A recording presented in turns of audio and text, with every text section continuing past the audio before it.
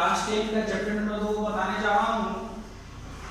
Chapter number 2 का ये basic मैं बताने जा रहा हूँ। चैप्टर 2 का ये बेसिक अगर एक बार आप देख लीजिएगा तो शायद ही आपके दिमाग से उतरेगा। तो सबसे पहले चैप्टर 2 में जो है आप पढ़िएगा पॉलिनोमियल्स। पॉलिनोमियल्स को हिंदी में बोलते हैं बहुपद। पॉलिनोमियल्स को हिंदी में बोलते हैं बहुपद। बहुपद दो वर्ड से मिलकर के बना है। बहुपद जो है ये दो वर्ड मिलकर के बना है। एक हो गया बहु, बहु से बना है बहुत यानी मैनी, और पद, पद तो खैर जान ही रहे हैं, बहुत सारे पद मिलकर के बना है बहुपद। तो बहुपद में जैसे एग्जांपल ले लीजिए, जैसे 6x + 2y + 5z ये +9 ये सब बहुपद है। ये सभी बहुपद है। ये x चर वाले हैं, ये y चर वाले हैं, ये z चर वाले, ये अचर है। तो अब हम बहुपद में और देख लेते हैं, जैसे x² + 4x + 9 ये भी बहुपद है। इसमें कितने बहुपद है, कितने पद है? 1 2 3 तीन पद है। इसमें कितने पद है? तीन पद है। 1 2 3 तीन पद है। इसमें 1 2 3 4 टर्म है। इसमें इस एक या एक से ज्यादा पद वाली को ही हम बहुपद कहते हैं। जैसे 4x है, इसमें एक पद है, तो ये भी बहुपद का है। जैसे 6x² + 9 है, इसमें दो पद है, ये भी बहुपद है। जैसे 6x² + 9x + 4 ये भी बहुपद है। बहुपद को सीखने से पहले ये समझना होगा कि जिसका जो चर वाला पद जो है पूर्णांक होना चाहिए, धनात्मक पूर्णांक। तो बहुपद का डेफिनेशन बता रहे हैं। बहुपद का डेफिनेशन आप देख लीजिए। बहुपद का डेफिनेशन से पहले आपको ये देखना होगा चर और अचर। बहुपद का डेफिनेशन से पहले ये देखना होगा आपको चर और अचर। चर को इंग्लिश में बोलते हैं वेरिएबल, अचर को बोलते हैं इंग्लिश में नॉन वेरिएबल। तो वेरिएबल मतलब जिसका मान बदले, जिसका मान बदले यानी चेंज हो, CHANG चेंज हो, जिसका मान चेंज हो, जिसका मान बदले उसे क्या कहते हैं? उसे चर कहते हैं। उसे चर कहते हैं। जिसका मान बदले उसी को चर कहते हैं। जैसे एग्जांपल हम मान लेते हैं A से लेकर Z तक का जितने भी अक्षर हैं ये चर कहलाएगा। क्या कहलाएगा? ये चर कहलाएगा। A जैसे हम स्टार्ट करते हैं A B C D dot dot dot dot X Y Z। Generally आप यूज करते होंगे ABC मैथ में, जिसको बोलते हैं अलजेब्रा की मैथ, यानी बीजगणित की मैथ में A B C D E F X Y Z ये सब का यूज होता है। तो ये सब का जब यूज होता है तो ये सब जो है ये चर है। इसका वैल्यू जो वो चेंज होते रहता है।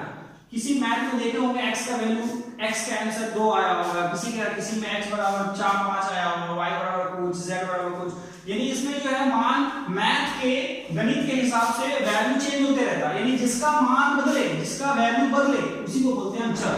अचर देख लेते हैं, जिसका मान नहीं बदले, जिसका मान नहीं बदले उसे अचर कहते हैं। अचर कहते हैं। सबसे पहले ये समझना होगा अचर, अचर में क्या आ गया? अ आ गया। तो इसको देसी लैंग्वेज में अ का मतलब हो गया नहीं, अचर का मतलब बदले, बदलना। जो नहीं बदले, जिसका मान नहीं बदले, जो हमेशा कांस्टेंट रहे उसी को अचर कहते हैं। जैसे एग्जांपल ले लें 4, ये 4 ही कहलाएगा, 5 ही कहलाएगा, 6 ही कहलाएगा, 100 100 ही कहलाएगा, 1000 ही कहलाएगा, 500 ही कहलाएगा, 10 ही कहलाएगा, 11 ही कहलाएगा, 6 ही कहलाएगा। इसका वैल्यू कभी चेंज नहीं होगा, ये कांस्टेंट होता है। तो अब हम समझते हैं चर और अचर में डिफरेंस। चर अचर यानी चर और अचर में डिफरेंस, इसको नोट कर लेना है आप लोगों को। अब हम चर और अचर में डिफरेंस समझते हैं। चर किसको बोलता है और अचर किसको बोलता है, ये डिफरेंस से समझते हैं, ज्यादा समझ में आएगा। ठीक है। चर में जैसे कि x ये चर हो गया, y चर हो गया, z चर हो गया, a चर हो गया, b चर हो गया, c चर हो गया, ये वैल्यू चेंज होते रहेगा। लेकिन अगर हम ले लिए 4 से, ओनली 4 के साथ a से लेकर z तक का कोई अक्षर नहीं है, इसलिए ये अचर है। क्या है? अचर है। 5 ले ली अचर है, 100 ले ली अचर है, 6 ले ली अचर है, 7 ले ली अचर है। लेकिन एक चीज और ध्यान देने वाली बात, जैसे हम ले लिए 5 ये अचर है, 5 अचर है, इसके साथ आ गया x तो ये बन गया चर। अब ले लीजिए जैसे 9 है अचर, 9 के साथ ले लिया y तो ये हो जाएगा चर। जैसे हम ले लिए 10 10 हो गया अचर, 10 के साथ लेंगे a, ये हो गया आपको अचर, ये हो गया चर। जैसे a से लेके z तक का कोई भी अक्षर आ जाए तो उसी को हम बोलते हैं वेरिएबल यानी चर। और जिसमें a से लेके z तक का कोई अक्षर ना आए, वो जिसका मान नहीं बदले, उसको बोलते हैं अचर। अचर में और भी एग्जांपल ले लेते हैं, जैसे 7, जैसे ले लिए 9, जैसे ले लिए 11, 15, ये सब जितना भी वैल्यू है ये चर अचर है। तो चर आप इतना तो कंफर्म हो गया होगा कि आप लोगों को पता चल गया होगा चर किसको बोलता है, अचर किसे कहते हैं। ये अपनी लैंग्वेज में मैं बताया हूं, चर का मतलब जो बदल जाए, अचर का मतलब जो ना बदले। फिर एक देसी लैंग्वेज में ये समझ लीजिए कि जिसमें a से लेके z तक का अक्षर आ जाए वो चर कहलाता है, और जिसमें a से लेके z तक का अक्षर नहीं आए उसको अचर बोलते हैं। अब आते हैं बहुपद किसे कहते हैं। तो बहुपद के बारे में हम यहां बता ही नहीं है, बहुपद के बारे में थोड़ा सा और समझ जाइए। डेफिनेशन,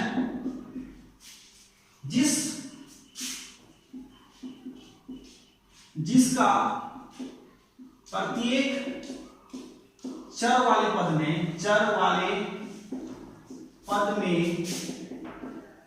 धनात्मक मतलब प्लस धनात्मक पूर्णांक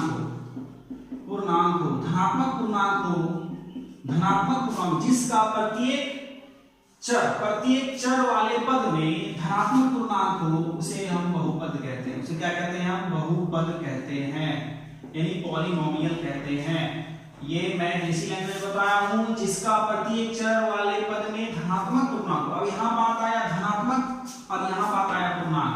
पूर्णांक का मतलब जो पूर्णांक। अब हम आते हैं बहुपद, जैसे कि x ये चर है, इस पे पावर 1 है, तो ये बहुपद में है।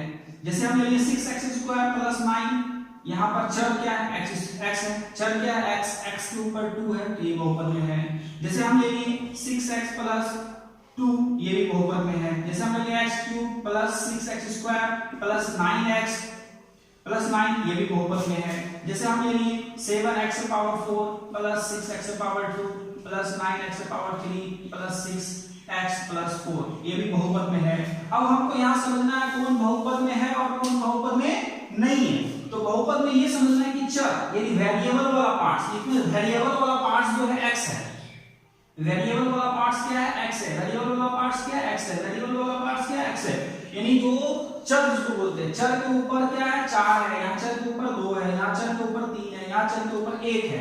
तो यहाँ पर जो भी है वो क्या है? धनात्मक पूर्णांक। धनात्मक मतलब होता है प्लस, और पूर्णांक का मतलब हो गया पूर्णांक। यानी जिस जब चर वाले पद में अधिक पूर्णांक हो, धनात्मक पूर्णांक हो, उसी को हम बोलते हैं बहुपद। अब हम समझते हैं कौन बहुपद में है, कौन बहुपद में नहीं है। ये एग्जांपल था। अब हम इसका डिफरेंस समझते हैं, कौन बहुपद में है और कौन बहुपद में नहीं है। कौन पॉलिनोमियल है, कौन पॉलिनोमियल नहीं है। बहुपद में है, और एक तरफ लिखेंगे बहुपद में नहीं है। बहुपद में नहीं है। तो कौन बहुपद में है, कौन बहुपद में नहीं है। तो अब हम पहले बता चुके हैं बहुपद का डेफिनेशन में, बहुपद का परिभाषा में मैं बता दिया हूं कि जिस चर वाले घात, जिसमें चर वाला घात क्या हो? धनात्मक पूर्णांक, उसी को बोलते हैं हम बहुपद। और जिसमें धनात्मक पूर्णांक ना हो, ऋणात्मक हो जाए, जैसे 4x⁻², यहाँ चर में क्या 2 है, तो ये बहुपद में है। जैसे यहाँ लिया 4x⁻−2, यहाँ पर x है, x के ऊपर 2 तो आया, लेकिन 2 क्या चीज में आ गया? ऋणात्मक में आ गया। क्या आ गया ये? इसलिए ऋणात्मक में आ गया, इसलिए बहुपद में ये नहीं है, ये बहुपद में है। उसी तरीके से हम ले लिए √2x + 9, यहाँ रूट में सिर्फ 2 है, x नहीं है, तो ये बहुपद में है। लेकिन अगर रूट में अगर x आ गया, रूट में x का मतलब हो गया x⁻1/2, ये बहुपद में नहीं है। यानी x⁻1/2 का मतलब हो गया ये पूर्णांक नहीं है, ये परिमेय में आ गया, बट्टा में आ गया। जब ये बट्टा में आ जाए तो वो बहुपद में नहीं है। फिर हम ले लिए 4/5x² + 9x, ये भी बहुपद में है। लेकिन यहाँ बट्टा में x आ गया, 1/x आ गया + 4x आ गया, तो ये बहुपद में नहीं है। क्यों बहुपद में नहीं है? क्योंकि यहाँ x क्या हो गया? बट्टा में आ गया, तो ये बहुपद में नहीं है। तो ये ध्यान में रखना कौन बहुपद में है कौन बहुपद में नहीं है। जैसे आप ले लिए x² + 9, यहाँ x² रूट में जो है रूट में x² है, मतलब 2 का 1 बाहर आ रहा है, तो 2 का x का 1 बाहर आ गया 9, ये बहुपद में है। लेकिन यहाँ पर अगर रूट अंडर x दे दिए +4 दे दिए, यहाँ तो रूट से x बाहर नहीं आ रहा है, तो ये इसलिए ये बहुपद में नहीं है। फिर से एक बार समझ लीजिए कौन बहुपद में नहीं कहलाएगा, जिसका घात चर का घात ऋणात्मक हो और जिसमें चर रूट में आ जाए और रूट से वो बाहर ना आए, और जिसका चर वाला पद बट्टा में हो और काट कूट करने के बाद वो बट्टा में ही रह जाए, बाई में ही रह जाए, तो वो बहुपद में नहीं है। ठीक है, ये है बहुपद में कौन है, कोई बहुपद में ये डेफिनेशन हम बता दिए हैं। अब हम आते हैं बहुपद के टाइप। बहुपद के टाइप में आते हैं।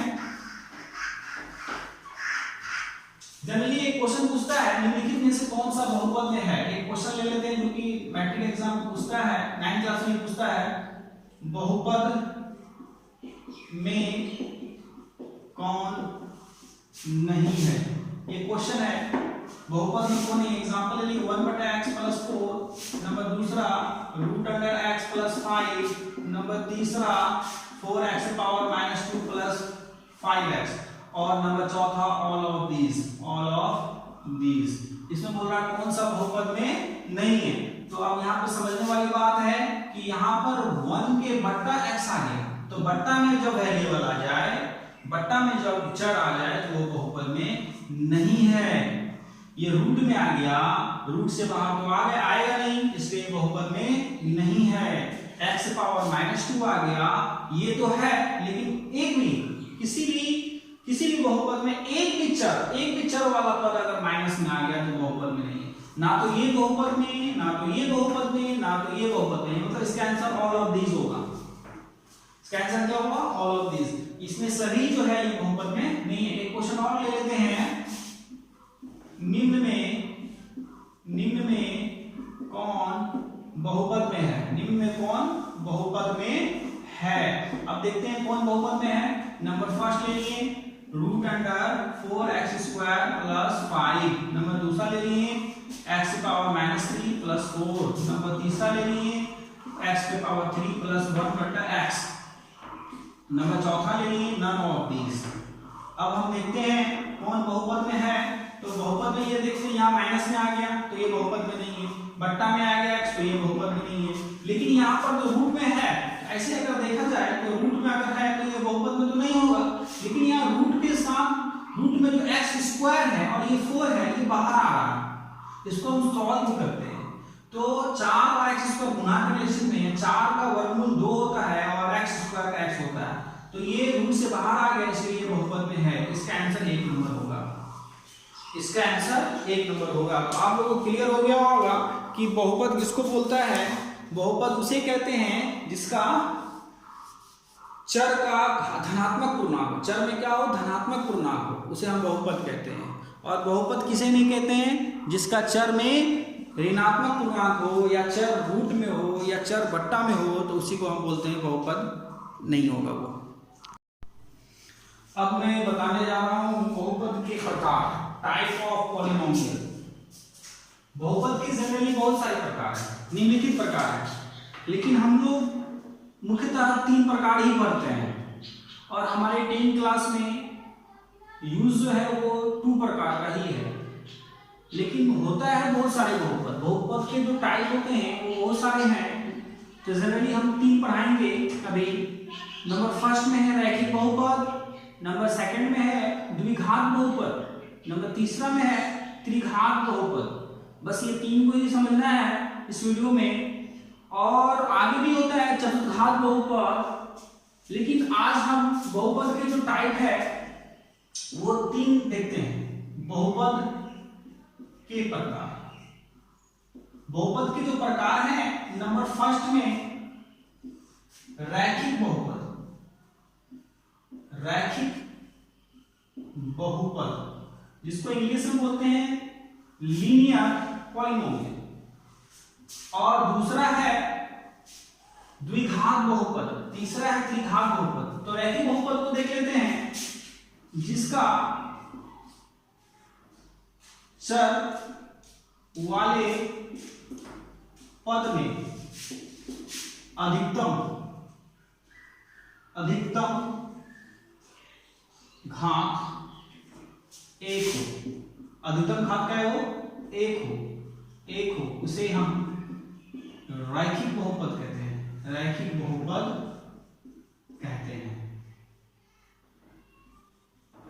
तो यहां पर समझने वाली बात यह है कि चर वाले पद में, कौन सा पद में, चर वाले पद में अधिकतम घात यानी अधिकतम डिग्री होगा, अधिकतम डिग्री जो होगा वो 1 होगा। जैसे एग्जांपल के रूप में देख लेते हैं 7 + x, 7 तो हो गया, 7 में तो चर है नहीं, x में चर, x का ऊपर क्या होगा, इसको बोलेगा हम रैखिक। जब किसी के ऊपर पावर ना हो तो समझना है वो 1 है। तो यहाँ पर x के ऊपर पावर नहीं तो समझ आना है क्या यह 1 है, तो हम क्या बोले, जिसका अधिकतम घात क्या हो 1 हो, उसी को बोलते हैं रैखिक बहुपद, रैखिक बहुपद। और एग्जांपल देख लेते हैं, जैसे 6x, ये भी रैखिक बहुपद है, ये भी रैखिक बहुपद है, क्योंकि इसमें x पे पावर 1 है। जैसे हम ले लिए 100x + 4, ये भी रैखिक बहुपद है, ये भी क्या है, रैखिक बहुपद है। तो एक शॉर्ट कट में समझना है, रैखिक बहुपद किसे कहते हैं, जिसका चर वाला पद पर अधिकतम घात 1 हो, यहाँ भी 1 है, यहाँ भी 1 है, यहाँ भी 1 है, इसलिए इसे बोलते हैं रैखिक बहुपद। रैखिक बहुपद का एक नोट है, समझ लीजिए, रैखिक बहुपद में मूलों की संख्या, रैखिक बहुपद में मूलों की संख्या, मूल बोले या शून्यांक बोले, बात एक है, शून्याङ्कों की संख्या, मूलों की संख्या जो होती है वो 1 होती है। रैखिक बहुपद में मूलों यानी शून्याङ्कों की संख्या क्या होती है, 1 होती है। क्या होती है, 1 होती है। 1 होती का मतलब ओनली 1 होती है, यानी शून्याङ्क मतलब आंसर।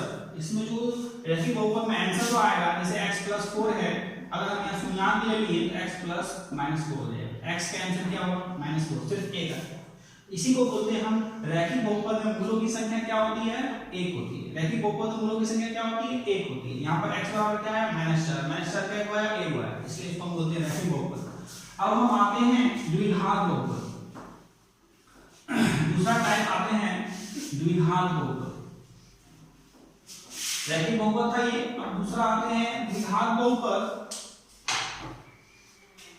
द्विघात बहुपद किसको बोलता है वो समझना है, जो कि बहुत इंपॉर्टेंट है आपका ये एक्सरसाइज नंबर 2.2, 2.3, 2.4 और ये आपको आगे चलकर द्विघात समीकरण भी बनेगा ये 4.1 चैप्टर में। चैप्टर नंबर 4 में ये आगे भी यूज होगा, ये इसी को पढ़ना है आपको, द्विघात बहुपद इस चैप्टर में, द्विघात बहुपद। अब द्विघात बहुपद किसको बोलता है वो देखेंगे, जिस का चर वाले पद में, चर इसमें चर वाले पद में अधिकतम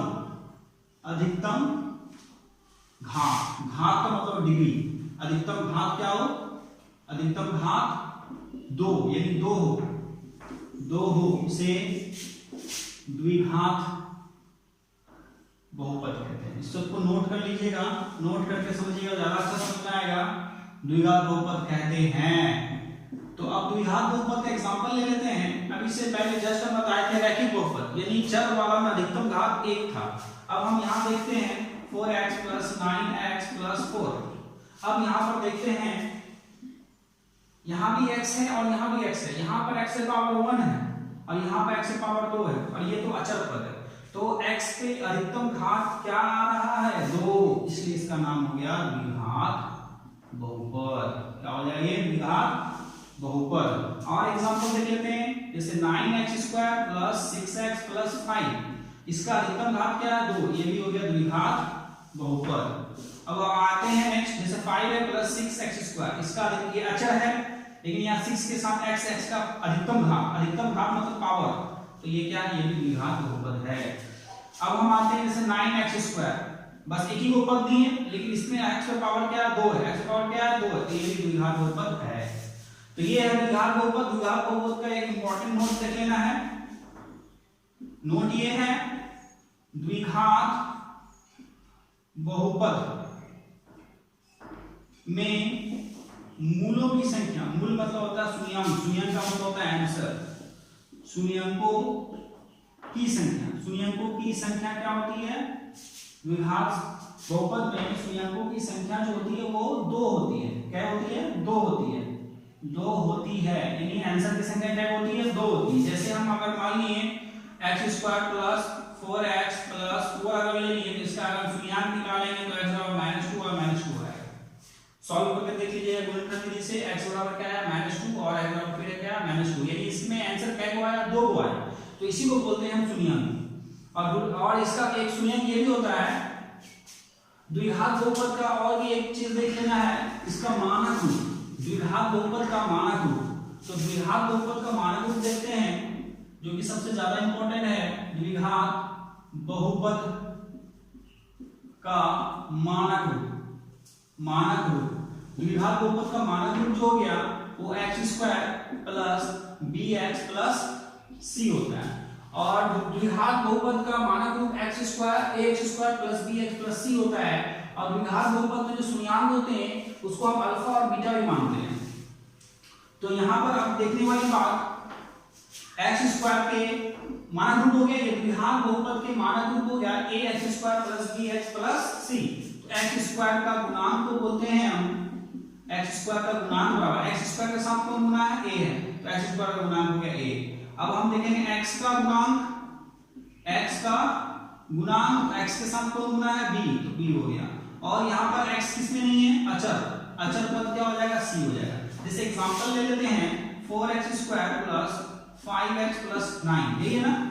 जैसे इसी के अकॉर्डिंग एग्जांपल ले लिए हम, एग्जांपल ले लिए, तो यहाँ पर x², यहाँ पर x² के साथ a है, तो a यहाँ पर लिखेंगे a बराबर 4, और यहाँ पर x का गुणांक b कहलाता है। x का गुणांक क्या कहलाता है? b, x का गुणांक क्या कहलाता है? b, तो b बराबर क्या लेंगे? 5। और अचर पद में x नहीं होगा, तो अचर पद c बराबर 9। ये एग्जांपल के मेथड से हम समझना है, उसको बढ़िया समझना है। और द्विघात बहुपद में जो दो को मूल होते हैं उसको हम बोलते हैं अल्फा और बीटा। तो ये समझ में आ गया। अब आगे आते हैं, द्विघात बहुपद में मूलों की संख्या जो होते हैं अल्फा और बीटा भी कहते हैं। तो यहाँ पर लिखेंगे, स्टार्ट लिखे, द्विघात बहुपद में अल्फा और बीटा, इसको बोलते हैं अल्फा, इसको क्या बोलते हैं? अल्फा, और इसको बोलते हैं बीटा। तो द्विघात बहुपद में अल्फा और बीटा दो शून्यांक हो तो फार्मूला देख लेते हैं। मूलों का योग, मूलों का मूल है, शून्यांक को भी मूल बोलते हैं, शून्यांक का दूसरा नाम मूल भी होता है, शून्यांक का दूसरा नाम मूल भी होता है, याद रखना, शून्यांक का दूसरा नाम मूल भी होता है। ठीक है, मूलों का योग बराबर जो होता है वो फार्मूला होता है माइनस x का गुणांक बटा अचर पद, और चौर अचर और दो पद। तो अब हम इस फार्मूला को देखते हैं, मूलों का योग। तो मूल क्या माने? अल्फा और बीटा, अल्फा और प्लस बीटा, योग का मतलब जोड़, मूलों का योग बराबर माइनस x का गुणांक, यहाँ देखेंगे x का गुणांक क्या है? माइनस b है, b, और अचर पद क्या है? अचर पद जो है, अचर पद क्या है? अचर पद जो है वो c है, c। तो ये फार्मूला बन गया, मूलों का योग बराबर माइनस b, मूलों का योग बराबर माइनस b बटा अचर पद, सॉरी यहाँ पर लिखेंगे x का गुणांक हो जाएगा x² का गुणांक, तो यहाँ पर माइनस b बटा a हो जाएगा। तो x² का गुणांक क्या है? x² का गुणांक a है, इसलिए यहाँ पर x² का गुणांक क्या आ जाएगा? a आ जाएगा। अब हम आते हैं नेक्स्ट, देखते हैं आगे फार्मूला क्या है। नेक्स्ट फार्मूला है, ये सूत्र है मूलों का गुणनफल, मूलों का गुणनफल बराबर होता है अचर पद और चौर अचर पद बटा x² का गुणांक, x² का गुणांक। तो मूलों का गुणनफल, मूल क्या है? अल्फा है, और into beta, alpha into beta बराबर अचर पद है c और a। तो ये एक और फार्मूला बन गया। ठीक है, अब हम आगे आते हैं नेक्स्ट, द्विघात बहुपद निकालने के लिए एक सूत्र होता है, नेक्स्ट तीसरा नंबर सूत्र है द्विघात। ये एक्सरसाइज नंबर 2.2 में 2.2 का 2 नंबर मैथ बनाने में हेल्प होगा। द्विघात बहुपद का जो होता है, द्विघात बहुपद का सूत्र होता है, सूत्र है x² माइनस मूलों का योग alpha plus beta into x plus मूलों का गुणनफल। ये द्विघात बहुपद निकालने के लिए सूत्र होता है।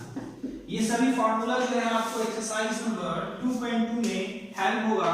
इसको नोट कर करके इसको बार-बार वीडियो को देख करके समझिएगा, ठीक है। अब हम आते हैं त्रिघात बहुपद। ये बहुपद कहता है टाइप का। अब आते हैं त्रिघात बहुपद। तीसरा बहुपद के दो टाइप बता दिए, एक रैखिक, एक द्वि और एक तीसरा बताने जा रहे हैं। तीसरा बहुपद का नाम है त्रिघात बहुपद। तो तीसरा त्रिघात बहुपद है, शॉर्टकट में समझ लीजिए। तीसरा नंबर जो है ये त्रिघात बहुपद है, त्रिघात बहुपद। तो त्रिघात बहुपद में जिसका चर वाले पद में अधिकतम घात 3 हो, चर वाले पद में अधिकतम घात का मतलब होता है डिग्री। अधिकतम घात क्या हो? 3 हो। अधिकतम घात क्या हो? 3 हो, उसे त्रिघात बहुपद कहते हैं। उसे क्या कहते हैं? त्रिघात बहुपद कहते हैं। त्रिघात बहुपद कहते हैं, ठीक है। अब त्रिघात बहुपद का हम देख लेते हैं। जैसे x की पावर 3 प्लस 4x की पावर 2 प्लस 6x प्लस 9। यहां पर भी x है, यहां पर भी x है, यहां पर भी x है। यहाँ x की पावर 3 आएगा तो ये त्रिघात बहुपद हो गया। जैसे 6x की पावर 3 ये भी त्रिघात बहुपद हो गया। 6x प्लस 9x की पावर 3 ये भी त्रिघात बहुपद हो गया। यही होगा त्रिघात बहुपद। त्रिघात बहुपद का मानक मान, त्रिघात बहुपद का मानक रूप जो होता है वो देख लेते क्या होता है। ax power 3 plus bx power 2 bx power 2 plus cx plus d। ये त्रिघात बहुपद का मानक रूप होता है, ठीक है। त्रिघात बहुपद में एक नोट है, त्रिघात बहुपद में शून्याङ्कों की संख्या, त्रिघात बहुपद में शून्याङ्कों की संख्या, शून्याङ्क का मतलब हो गया मूल, मूलों की संख्या जो होती है, मूलों की संख्या जो होती है 3 होती है। 3 यानी 3 होती है। अब कौन कौन होती है वो देख लेते हैं। एक होता है अल्फा, एक होता है बीटा और एक होता है गामा। इसके बारे में और विस्तार से हम बताएंगे नेक्स्ट वीडियो में, ठीक है। और वीडियो अगर पसंद आए तो उसको लाइक जरूर कीजिएगा और उसको शेयर कीजिए।